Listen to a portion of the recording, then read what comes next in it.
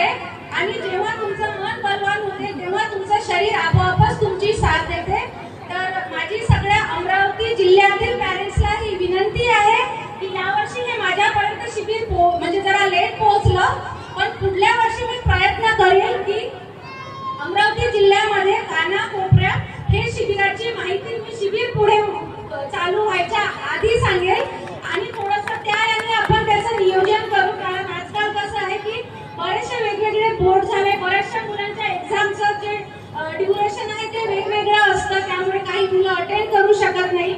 तर पुढच्या वर्षी आपण असा प्रयत्न करू की इथे जास्तीत जास्त मुलं येतील आणि भार्गवच्या आईचं विशेष कौतुक मी एक आई असल्यामुळे ते समजू शकते